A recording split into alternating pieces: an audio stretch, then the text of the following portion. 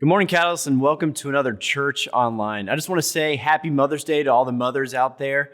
We are in a new series called Personal, and today's main thing is a faith that costs nothing is worth nothing. Today's going to be a great day of worship, and I'm so thankful that you decided to worship with us this morning. Let me pray for the service before we get started. Dear Heavenly Father, I just want to thank you so much for today. God, thank you so much for all the mothers out there who devoted so much time to raising so many different people. God, thank you so much for Jesus and the amazing sacrifice he made on that cross that we get to worship that every single week.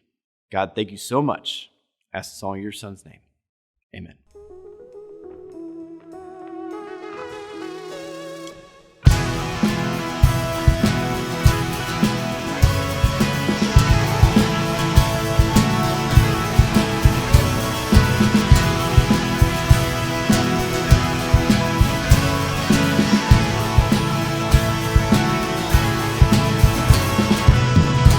There were walls between us. By the cross you came and broke them down. You broke them down. There were chains around us. By grace we are no longer bound. No longer bound. You called me out of the grave. You called me into the light.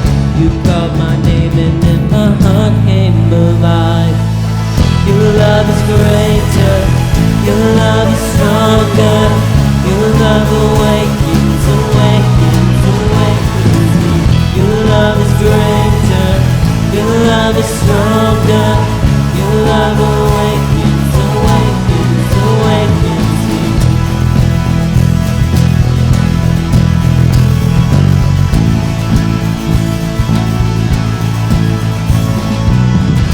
Feel the darkness shaking. All of the dead are coming back to life, back to life. Hear the song awaken, all creation singing, we're alive, 'cause you're alive. You called me out of the grave, you called me into the light, you called my name and then my heart came alive. Your love is greater, your love is stronger, your love awakens, awakens, awakens me. Your love is greater, your love is stronger, your love awakens, awakens, awakens me. And what a love we found, death can't hold us down. We shout it out, we're alive, it's your life. And what a love we found, death can't hold us down. We shout it out, we're alive, it's your life. And what a love we found, death can't hold us down. We shout it out, we're alive, it's your life.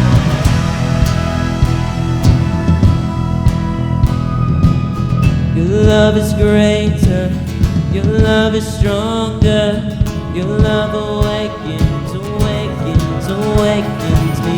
Your love is greater, your love is stronger, your love awakens, awakens, awakens me.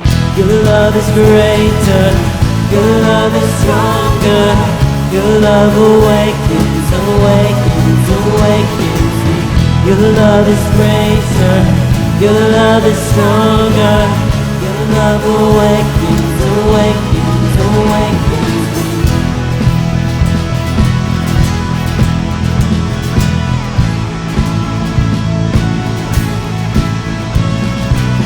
Your love is greater, your love is stronger, your love awakens, awakens, awakens me.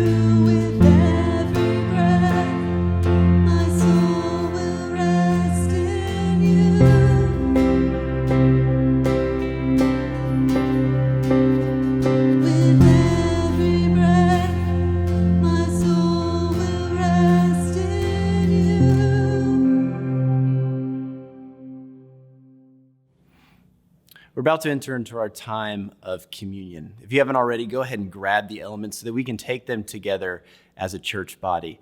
The first thing that we're going to take together is the bread, which represents Jesus' body broken for us. Let me pray for that before we take it together. Dear my Father, I just want to thank you so much for today. God, thank you so much for the bread, which we take every single week to remember the sacrifice on your cross, to remember your broken body for us. Let's take that together. The second thing we're going to take together is the juice, which represents Jesus' blood shed for us. Let me pray for that before we take it together as a church. Dear Father, I just want to thank you so much for this meal that we get to take every single week, which reminds us to center our lives around your son, Jesus. God, thank you so much for the element of the juice, which reminds us of Jesus' blood shed for us, which covers all of our sins. God, thank you so much. Let's take that together as a church body.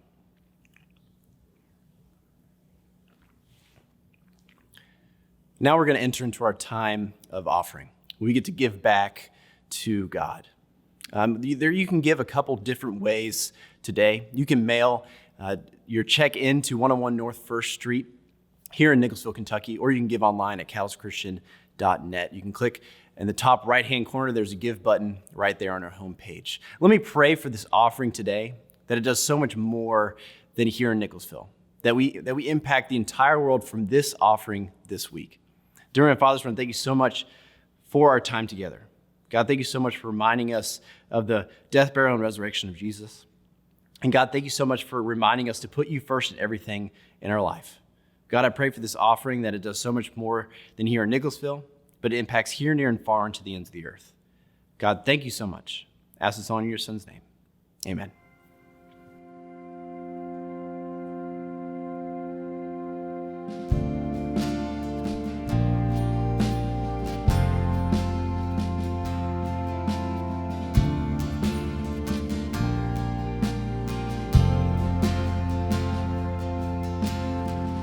There's a grace when the heart is undefined. Another way when the walls are closing in.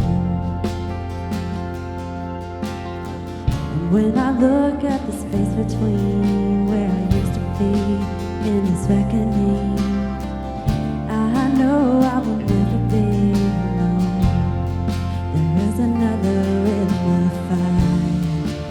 Standing next to me, there was another in the waters, holding back the seas.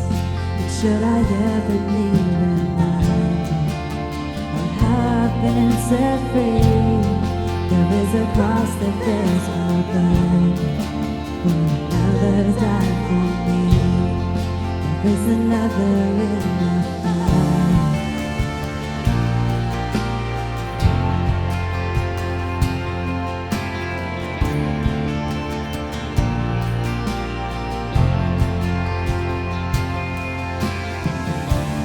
Dead left for dead beneath the waters. I'm no longer a slave to my sin anymore. And should I fall in the space between where we're meant to be and this reckoning, either way I will bow to the things of the soul. And I know I will never be alone. There is another in the fire, standing next to me. There is another in the waters, holding back the seas. And should I ever need reminding what power set me free, there is a grave that holds nobody. Now the power lives in me. There is another in the fire. Oh, there is another in the fire. Oh, there is another in the fire. Oh, there is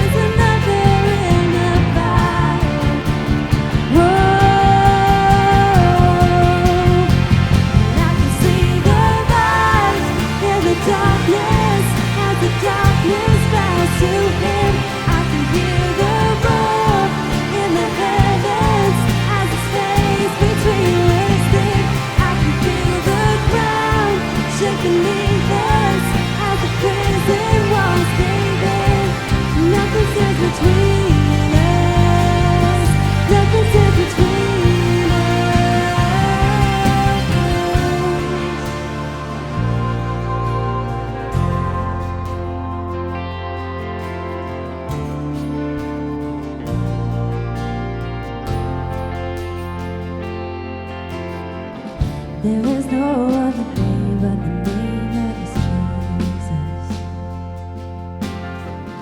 He who was and still is and will be through it all. So come what may in the space between all the things unseen and the second thing. And I know I will never be alone. I know I will never be alone. There'll be another in the fire sitting next to me. There'll be another in the waters holding back the seas. And should I ever need reminding how good you've been to me, I'll count the joy come every battle, 'cause I know that's where you'll be. And I can see the light in the darkness as the darkness fades to him. I can hear the roar in the heavens as the space between was thin.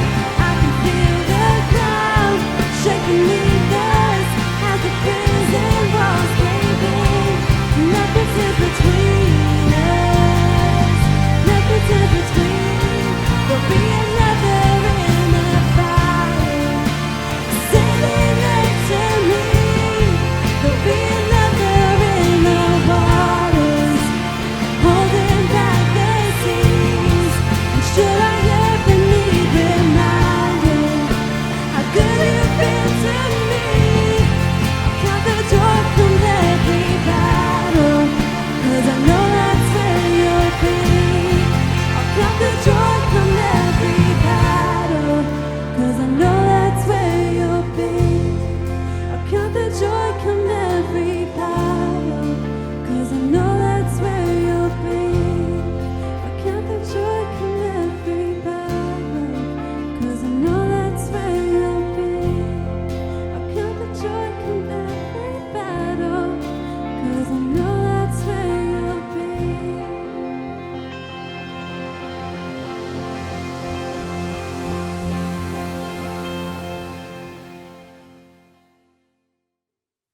Well, good morning and welcome to Catalyst Online. My name is Dave. I'm one of the pastors here. And I want to welcome all the people from Central Kentucky, from around the United States and around the world that are joining us this morning. We're in a series called Making the Adventure Personal, and we're in part 5 called The Integrity Adventure, trusting God through standing for what you believe is right. And today the main thing is a faith that costs nothing is worth nothing. One of the quotes I memorized when I was a young man was by Winston Churchill, and it says, "You have enemies, good. That means you stood for something sometime in your life." Life is not a popularity contest, and all of us will be called on to stand for what we believe is right. At some point in life, you will be called, will be challenged to make unpopular stands, to take up issues that will get you in trouble, to be the lone voice in the crowd. All of us, that is a part of life. And at that point, we have to ask ourselves, do we trust God enough to, through standing for what we believe is right? We have to really think about this, because some of the stands we're called to take could cost us dearly, really cost us. They could cost us professionally, relationally, socially, financially, even possibly our lives.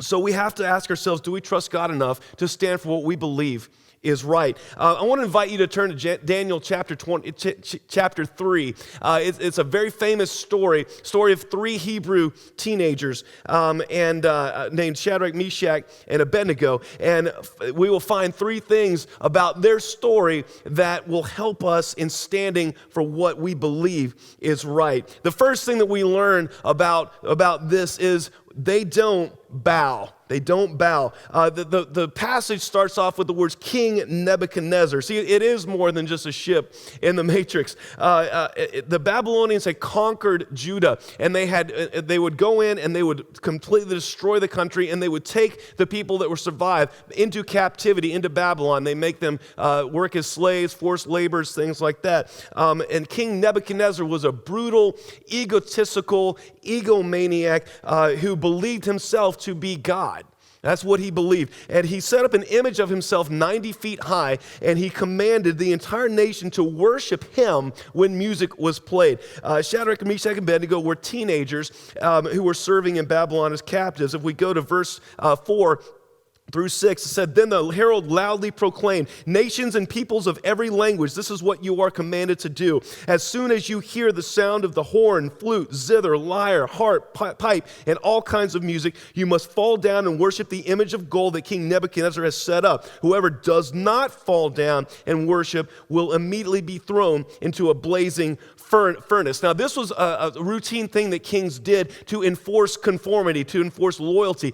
Kim Jong-un in North Korea did something similar. When he came to power, he forced every man in North Korea to get the same haircut that he had. So if there was a man walking around North Korea without Kim Jong-un's haircut, he was killed because that was a sign of disloyalty. Well, Nebuchadnezzar's given everyone a chance to volunteer to worship the image of gold. And everyone falls down and worships this image except 3 teenagers named Shadrach, Meshach, and Abednego. Now, some tattletales go to the king. I guess Nebuchadnezzar had set up a hotline that you could tell on your neighbors. And they say here in verse 12, "But there are some Jews whom you have set over the affairs of the province of Babylon, Shadrach, Meshach, and Abednego, who pay no attention to you, your majesty. They neither serve your gods nor worship the image of gold you have set up." This was no small deal at all. Let's say that Nebuchadnezzar had set up this 90-foot image of himself, and right next to it, he had set up a blazing furnace, and the furnace had one purpose, that was to burn people alive. So the image was here, and the furnace was right next to it. Let's say that the president sets up a 90-foot statue of himself and commands all of America, when you hear the sound of music, I want you to fall down and worship me. I would imagine not a single person listening to this morning would do that. Wouldn't. We think that'd be crazy. Unless, of course, he also commands that those who don't will be burned alive in a huge furnace. The people can see the image. They can see the furnace. They can hear the crackling of the wood. They can smell the smoke. They can feel the heat coming out of the furnace.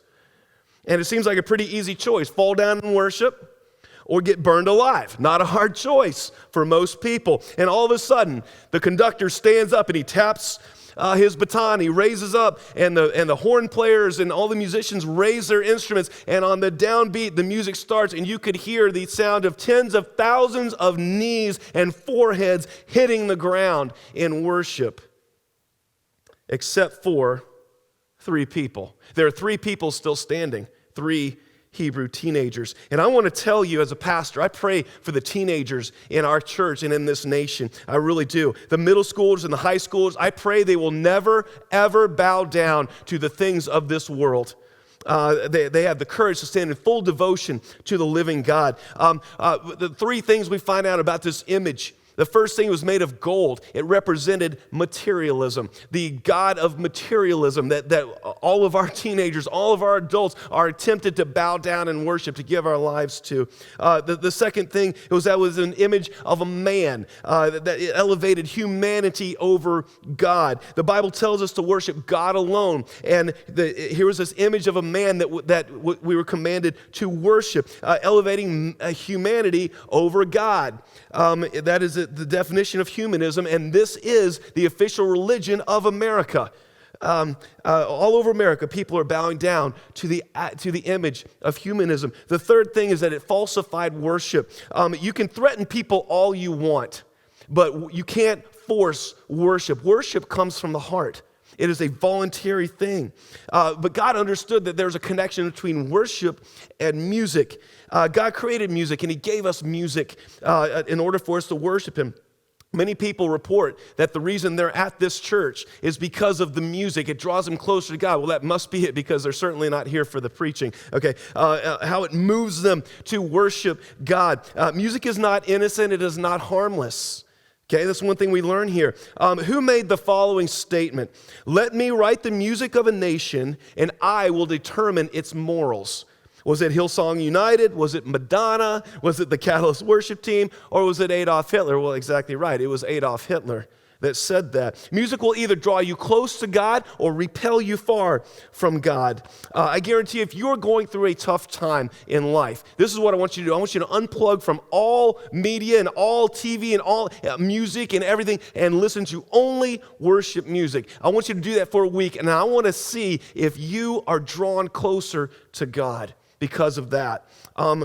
Give it a shot. I'm glad that these three saw that God and God alone was the only way, and there were no other options, none. And they wouldn't bow to a false god like so many do, but they would not bow. They would also not bend. They wouldn't bend. Verse 13, because he heard this, furious with rage, Nebuchadnezzar summoned Shadrach, Meshach, and Abednego. So these men were brought before the king, and Nebuchadnezzar said to them, "Is it true, Shadrach, Meshach, and Abednego, that you do not serve my gods or worship the image of gold I've set up? Now, when you hear the sound of the horn, flute, zither, lyre, harp, pipe, and all kinds of music, if you're ready to fall down and worship the image I made, very good. But if you do not worship it, you will be thrown immediately into a blazing furnace. Then what God will be able to rescue you from my hand?" He is greater than God, he thinks. He thinks he can do something that God cannot counter, that God can't save them from. How arrogant of this mortal human. Look at what Shadrach, Meshach, and Abednego say in verse 16. Shadrach, Meshach, and Abednego replied to him, "King Nebuchadnezzar, we do not need to defend ourselves before you in this matter." In other words, King, we've already made up our minds. It's a done deal. You can give us a second chance. You can give us a third chance. You can give us 100 chances. You give us 1,000 chances, and we are not going to change. We're not going to bow down and worship a false image. We aren't going to argue. We're not going to try to reason with you. We're not going to try to present our case to you because it won't do any good. It's a done deal. We aren't going to do what you say. In verse 17, I love this. It says, "If we are thrown into the blazing furnace, the God we serve is able to deliver us from it, and he will deliver us from your majesty's hand." The God we serve is what? Able. I want you to remember that. Able. And here's the kicker. This is the key to the entire thing. If you're using your YouVersion Bible, I want you to highlight it. If you're in a print Bible, I want you to underline it, dog-ear the page, mark it. This is it right here, verse 18. And they say this, "But even if he does not, we want you to know, your majesty, that we will not serve your gods or worship the image of gold you have set up." Even if he does not. That's the kicker right there. There's only one way, King. Verse 17 said God is able to rescue us. He's able. But even if he doesn't, even if we're burned alive, even if God decides that this is our time and we are burned to a crisp and we will not serve your gods or worship the image of gold you have set up. See, some of us have a faulty kind of faith. It's a faulty faith. It basically says, God, I will serve you if you get me out of this dilemma I'm in. It's like a foxhole faith. Lord, if you get me out of this, I'll serve you, or I'll love you, or I'll become a follower of yours. Well, that's not real faith. Real faith is what these three boys said, that even if we don't get what we want, we're going to serve you, God. I'm staying faithful. I won't bow and I won't bend. See, this is real faith. Real faith says I'm staying faithful, not because of the results towards me, but because of what is right. I stay faithful to God because of my love for God, not because of the results that might happen. See, many of us have this crazy idea that staying true to God makes us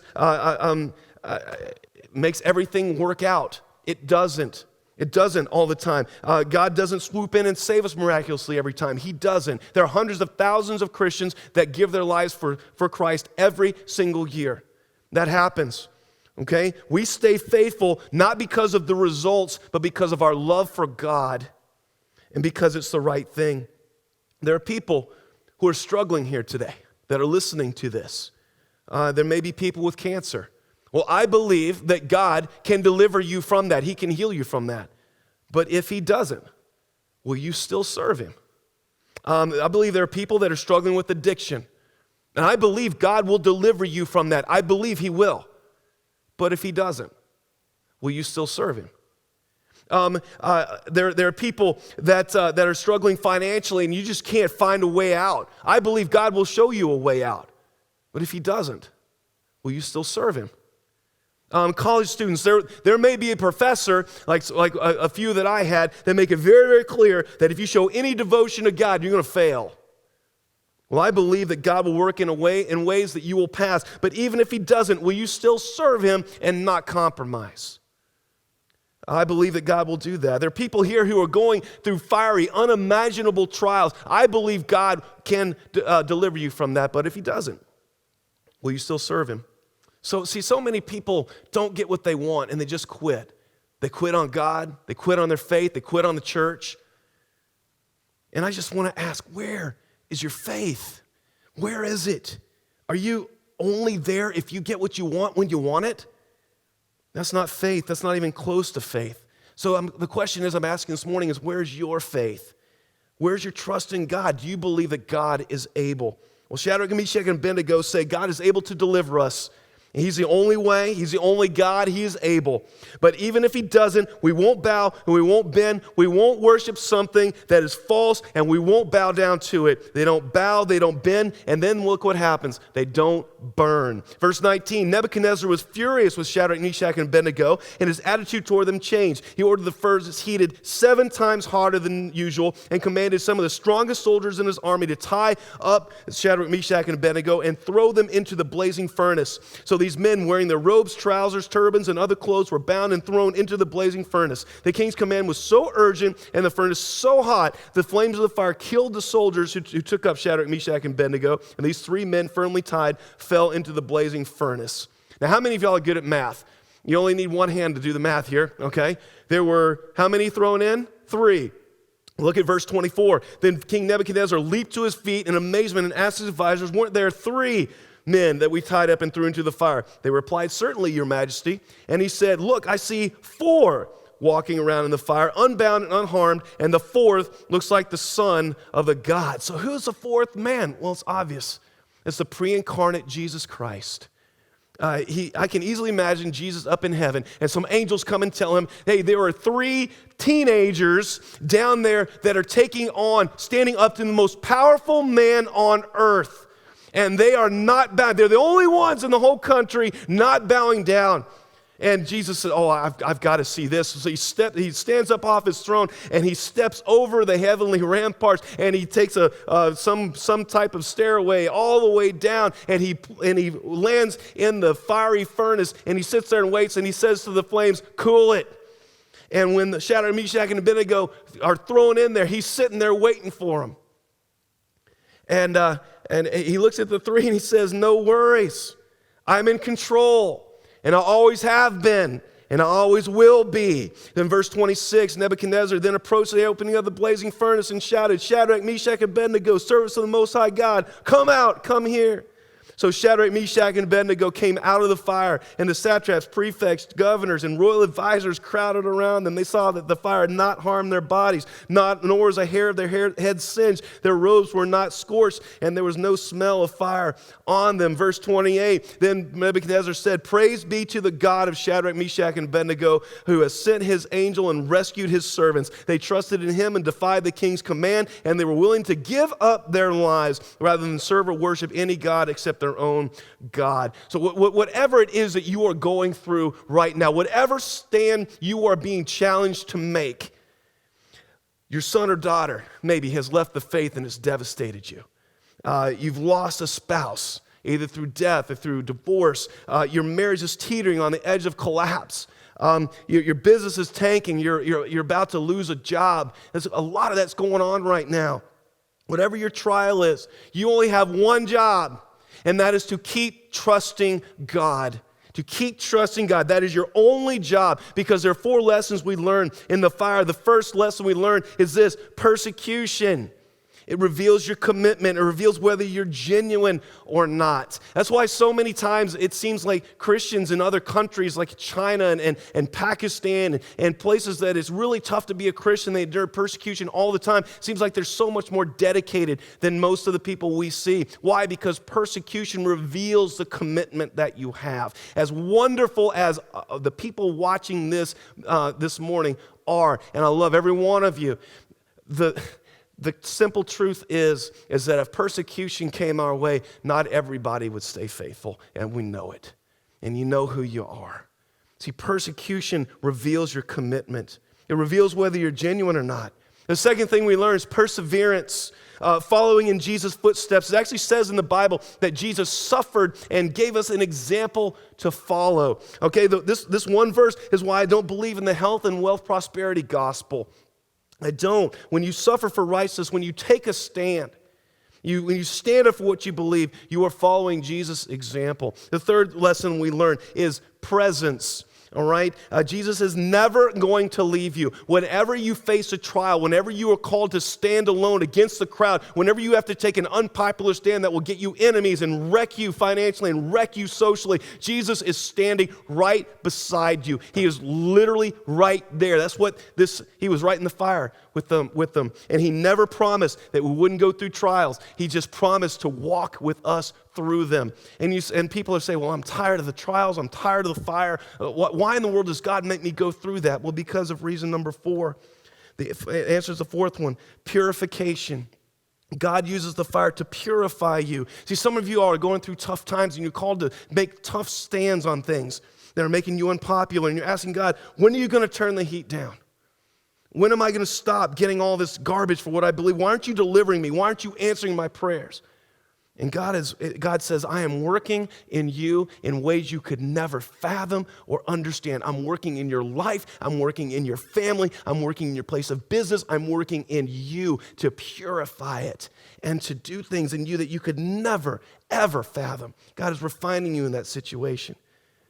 And I don't know if these 3 Hebrew teenagers living in a foreign land were prepared that day to do what they did. They probably were, though, because they had been preparing for it. They knew it was coming.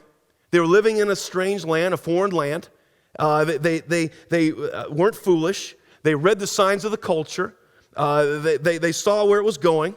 And they did something that I want to ask every one of you to do. They made pre-decisions. A pre-decision is kind of like fixing you have a hole in the roof and you fix it when the sun is shining instead of waiting until it rains. Okay, a pre-decision is something that you make when things are okay, when things are going well, when there is no challenge. It's things that you decide about what you're going to do when the trouble comes. A pre-decision. I cannot emphasize the importance of pre-decision. That's what these teenagers did. See, several years ago, when the Obergefell case was before the Supreme Court and homosexual marriage was made legal, lots of pastors on discussions, everything, were saying, what are we going to do?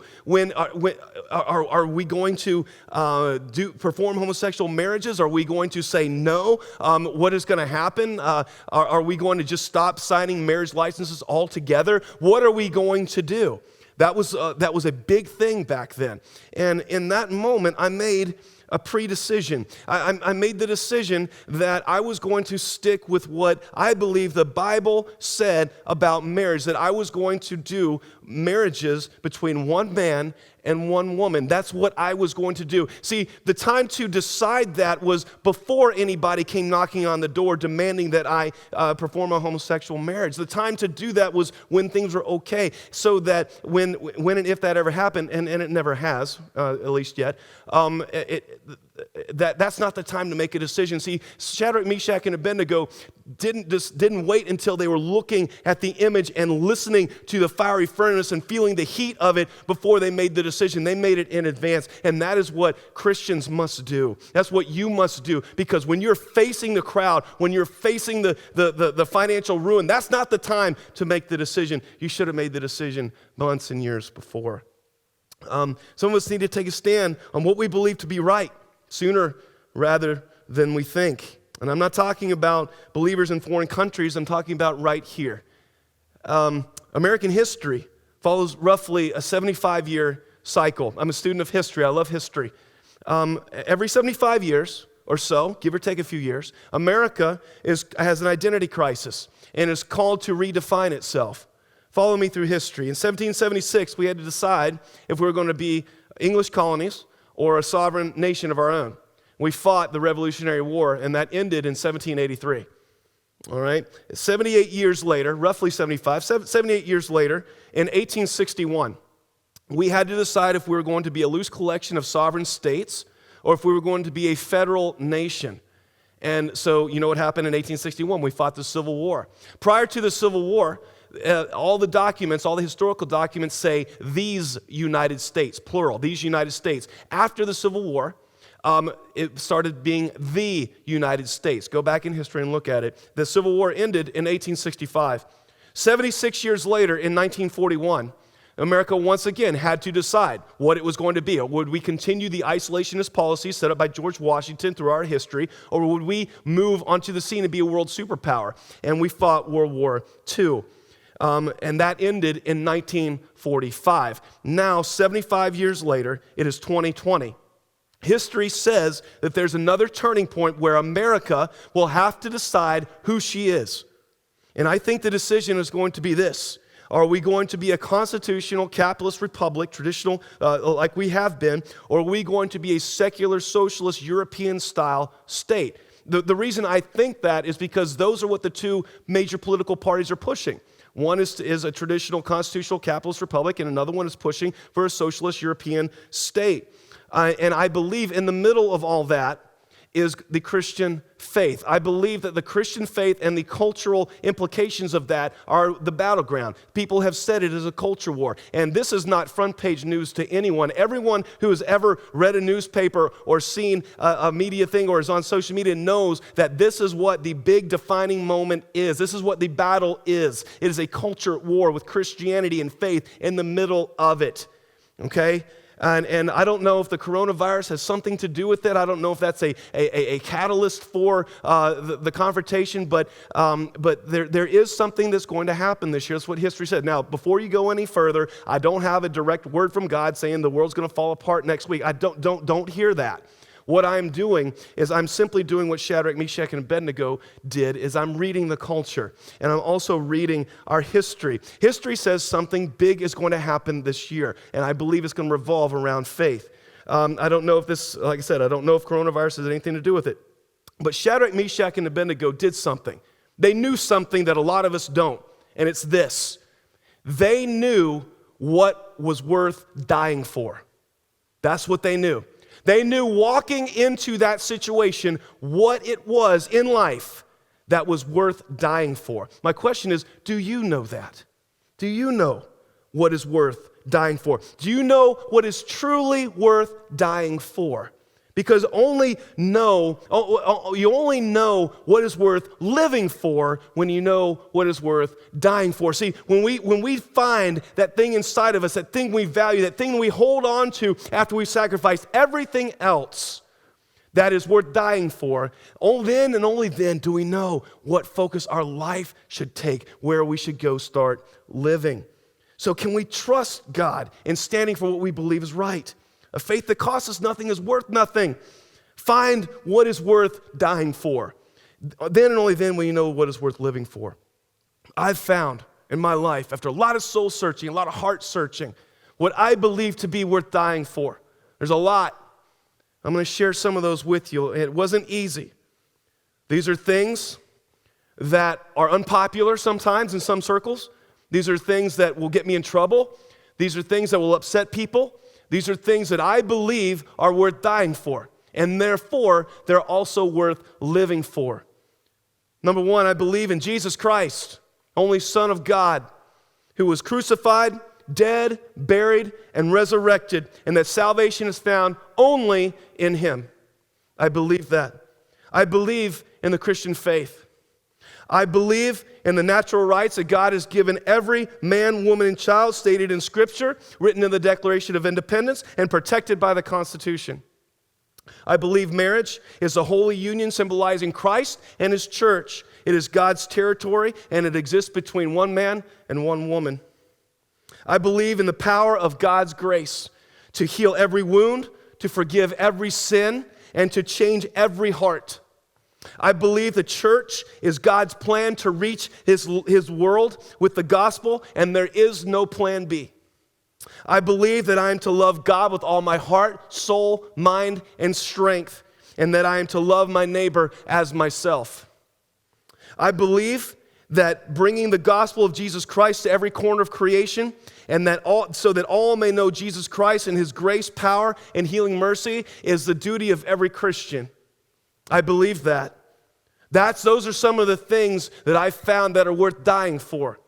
And those are therefore the things that I found worth living for. Now, that's for me. Those are the things I have found that are of ultimate value, the things that I hold on to after I sacrificed everything else. There are a lot more. There are other things that I believe that are worth dying for. Those are the things that I've listed here. Do you know what is worth dying for? Because only those things are worth living for. We've wasted so much of our time, so much of our energy, so much of our lives in things that just don't mean anything. And we've wasted so many opportunities and wasted so much time shrinking back and not standing for the things that we know to be right. And I'm calling everyone to look inside, to make pre-decisions, to decide what it is in advance, what's worth dying for, and therefore what is worth living for, what is worth standing for, and what is worth not standing for. Those are decisions you have to make for yourself, guided by Scripture, guided by the Holy Spirit, guided by the Christian faith. And if you do not know what's worth dying for and you are lost, I want to suggest to you that Jesus Christ, the Son of God, is reaching out to you right now, that he loves you. He wants to enter your life. He wants you to surrender to him. He wants to cleanse your past. He wants to fix your present, and he wants to secure your future. And that is what he wants to do today. And if you have never made that decision, if you've never made that commitment, I'm asking you to do that right now. I'm asking you, send us an email, send us a text, contact us. We would love to talk with you about becoming a Christian. Right now is the time to do it. Right now. Don't wait. Right now is the time to seek out. Find a Christian that you know. Find somebody, if you don't want to text or email us, find somebody that you know and say, hey, I need to know about Jesus. I need to know about this thing that's worth dying for. Do that today. Don't wait. And I'm going to ask you guys, do you have enough trust in God to stand for what you know to be right? Because the faith that costs us nothing is worth nothing. God bless you. Have a great week. We'll see you next week. Bye. We hope you enjoyed the service today. If you want to hear more sermons just like that, you can go to our website at catalystchristian.net. You can just scroll down just a little bit, and we have a player right there where you can listen to sermons from years past. If you haven't had a chance to give yet, you can go to our website at catalystchristian.net, click up on the top right-hand corner, and there is a give button there. Or you can mail us at 101 North 1st Street here in Nicholasville. We hope you have a great Mother's Day, and we hope that you have a great week. We'll see you here next Sunday.